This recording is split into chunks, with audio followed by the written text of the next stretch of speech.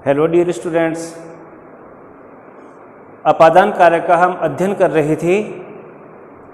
उसी क्रम में अपना अगला नियम है जुगुप्सा विराम प्रमादार्थानाम उपसंख्यानम, अर्थात जुगुप्स से तात्पर्य है घृणा करना। जुगुप्स धातु का अर्थ क्या होता है? घृणा करना। आदि अर्थ वाली धातुओं के प्रयोग में जिससे घृणा आदि की जाती है उसमें पंचमी विभक्ति का प्रयोग होता है। तो घृणा आदि से तात्पर्य है जुगुप्स, विरम और प्रमाद। इन तीनों धातुओं का क्रमशः है रूप परिवर्तित होता है जुगुप्सते, वीरमते, प्रमाद्यते। अर्थ होता है घृणा करता है, रुकता है, लापरवाही करता है। तो इन धातुओं के प्रयोग में जिससे घृणा आदि की जाती है उसमें पंचमी विभक्ति का प्रयोग होता है। चलिए एक एक सेंटेंस से देखते हैं। जैसे अपना पहला सेंटेंस है सत्पुरुष पाप से घृणा करता है। सत्पुरुष किससे घृणा करता है? पाप से। तो यहाँ पाप शब्द की अपादान संज्ञा होगी और अपादान में पंचमी विभक्ति का प्रयोग होता है। तो सेंटेंस बन जाएगा सत्पुरुष है पापाते जुगुप्सते। सत्पुरुष पाप से घृणा करता है। देखिए, किसी विद्यार्थी ने प्रश्न किया कि क्या ये अंडरलाइन करना जरूरी होता है? तो देखिए बेटा, सेंटेंस का ट्रांसलेशन करते समय हम जिस भी कारक का अध्ययन कर रहे होते हैं उस कारक के नियमानुसार जिस शब्द में जो विभक्ति होगी उस विभक्ति को हाईलाइट करने के लिए रेखांकित किया जाता है। ऐसा कोई नियम नहीं है कि आप शब्द को अंडरलाइन करो ही। लेकिन जब हमने इस सेंटेंस को ट्रांसलेशन किया ना, सत्पुरुष पाप से घृणा करता है, तो हमने पाप को अंडरलाइन इसलिए किया ताकि हमें पता रहे कि पाप शब्द की अपादान संज्ञा हुई है और अपादान में पंचमी विभक्ति का प्रयोग होता है।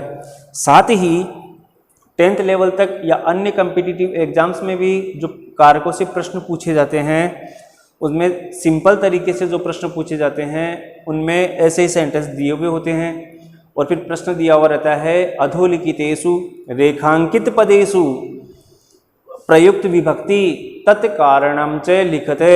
अर्थात नीचे लिखी गई वाक्यों में रेखांकित पदों में प्रयोग की गई विभक्ति और उसका कारण लिखिए। तो रेखांकित पद ये है, तो रेखांकित पद में कौन सी विभक्ति हुई? पंचमी हुई। क्यों हुई? जुगुप्स धातु के कारण या जुगुप्सते योगे पंचमी विभक्ति। तो ये आप तभी बता सकते हो जब आप इनके नियमों को भली भांति समझें और इन पर अभ्यास करें। साथ ही जो है ना, कई बार क्वेश्चंस सेंटेंस गलत लिखकर भी निर्देश दिया जाता है कि अधोलिखित अशुद्ध वाक्येषु अशुद्धि संशोधनम कृत्वा पुनः लिखते। तो हो सकता है कि जैसे मान लो यहाँ पर पापात दिया हुआ है, जुगुप्स धातु के योग में पाप शब्द में पंचमी विभक्ति ही होगी, लेकिन यहाँ पंचमी विभक्ति का प्रयोग नहीं करके अन्य किसी विभक्ति का प्रयोग कर दे तो उस अवस्था में सेंटेंस गलत होगा। तो आप उसको शुद्ध कब कर सकते हो? जब आपको पता हो कि जुगुप्स के योग में विभक्ति पंचमी होती है। ऐसे ही नमः के योग में चतुर्थी होती है, नमः स्वस्ति स्वाहा स्वदा अलम वसट योगात च। इन शब्दों के योग में चतुर्थी विभक्ति का होता है, चतुर्थी विभक्ति का प्रयोग होता है। ऐसे ही अभितय परितय समया निकषा हा प्रति योगी, इनके योग में द्वितीय विभक्ति का प्रयोग होता है। तो जब आपको नियम पता होंगे तभी आप अशुद्धि संशोधन कर सकते हो। तो कुल मिलाकर बात यह है कि यहाँ पर रेखांकित पद करने से तात्पर्य है कि किस जगह पंचमी विभक्ति हुई है उस चीज को हाईलाइट करने के लिए ये रेखांकित किया जाता है। तो ठीक इसी तरह से आगे है कुलदीप अधर्म से रुकता है। कुलदीप किससे रुकता है? क्या करने से रुकता है? अधर्म करने से रुकता है। तो यहाँ अधर्म की अपादान संज्ञा होगी और अपादाने पंचमी। तो सेंटेंस बन जाएगा कुलदीप है अधर्मात्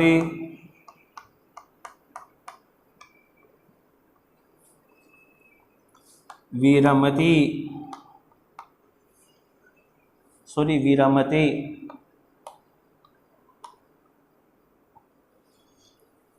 ठीक ऐसे ही रमेश अध्ययन में प्रमाद करता है, रमेश अध्ययन से लापरवाही करता है, तो सेंटेंस बन जाएगा रमेश है अध्ययनात्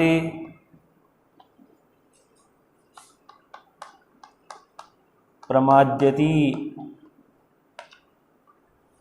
तो इस प्रकार से आपने जाना कि जुगुप्सा, विराम, प्रमाद अर्थ वाली धातुओं के प्रयोग में जिससे घृणा आदि की जाती है उसमें पंचमी विभक्ति का प्रयोग होता है। अगला नियम है निम्नलिखित शब्दों के योग में पंचमी विभक्ति का प्रयोग होता है। और निम्नलिखित शब्द हैं रीते, अर्थ होता है बिना। फिर है प्रभृति ही, अर्थ होता है से लेकर। बही, बाहर।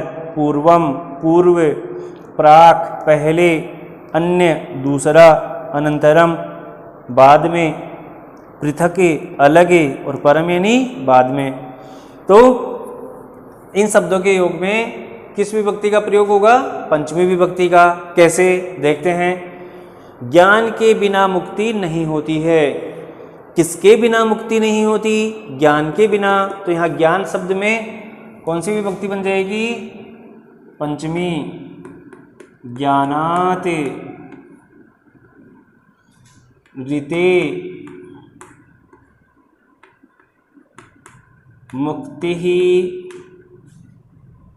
न भवति।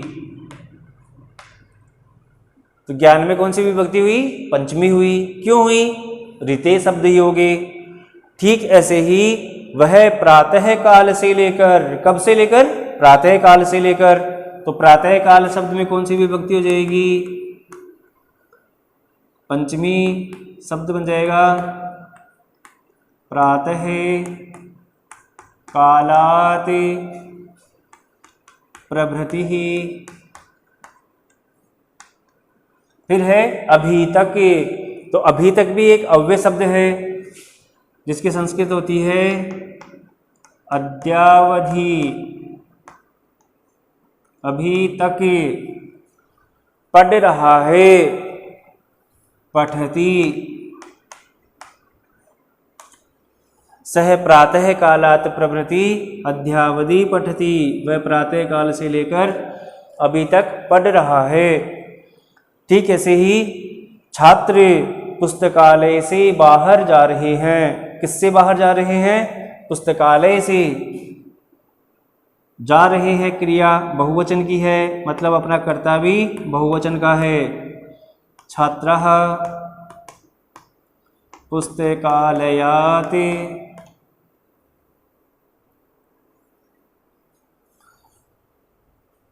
बाहर के लिए बहिः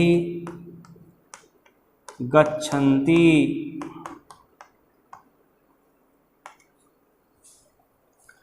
ठीक ऐसे ही विद्यालय जाने से पूर्व गृह कार्य करो। देखिए करो जो है ना, ये क्रिया मध्यम पुरुष के कर्ता का बोध कराती है। तो इसके का जो कर्ता है उसको आप एक वचन भी मान सकते हो, मतलब त्वम भी मान सकते हो, तुम दोनों भी मान सकते हो और तुम सब भी मान सकते हो। तो ये क्रिया जो है ना, ये मध्यम पुरुष की प्रयोग की जाएगी यहाँ। साथ ही जो सेंटेंस देख रहे हो गृह कार्य करो, तो करो इस क्रिया में आज्ञा का बोध हो रहा है, तो ये काल आज्ञार्थक काल होगा। और आज्ञार्थक काल के लिए लोट लकार का प्रयोग होता है। तो क्री धातु को लोट लकार में परिवर्तित करके मध्यम पुरुष की जो क्रिया का रूप बनता है उस क्रिया का यहां पर प्रयोग करोगे तो सेंटेंस बन जाएगा विद्यालय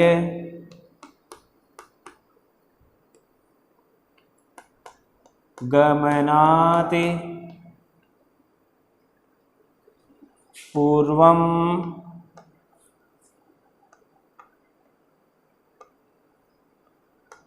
गृह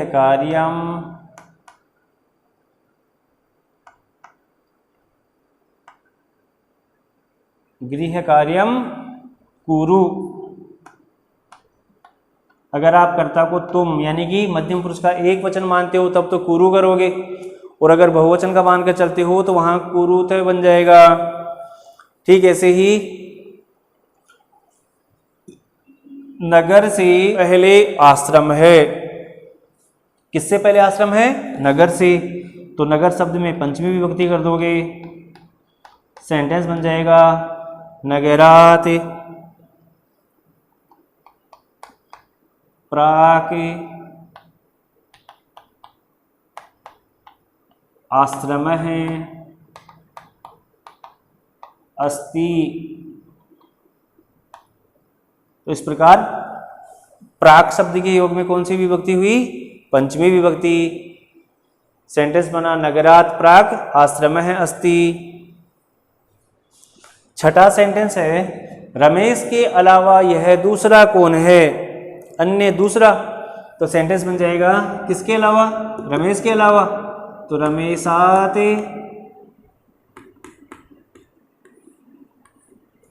अन्य यह अयम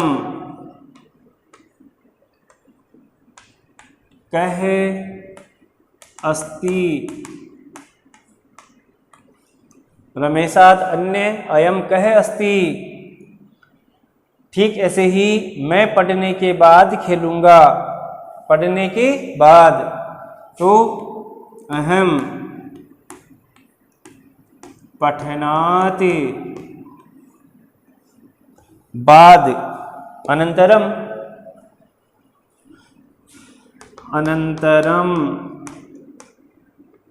अब सेंटेंस देखिए कौन से लकार का है?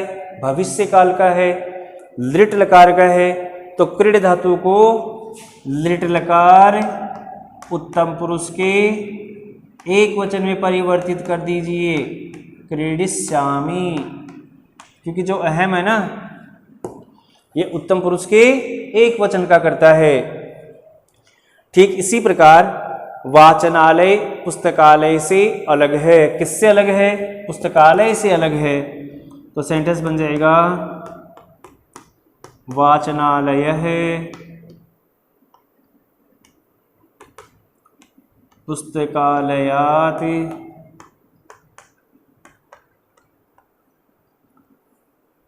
पुस्तकालयात् अलग। अलग के लिए पृथक पृथक अस्ति। ठीक ऐसे ही देव के बाद तरुण पढ़ेगा।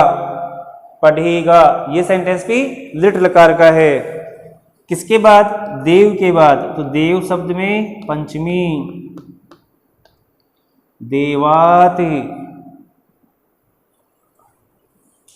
बाद के लिए परम तरुण है पठिष्यति।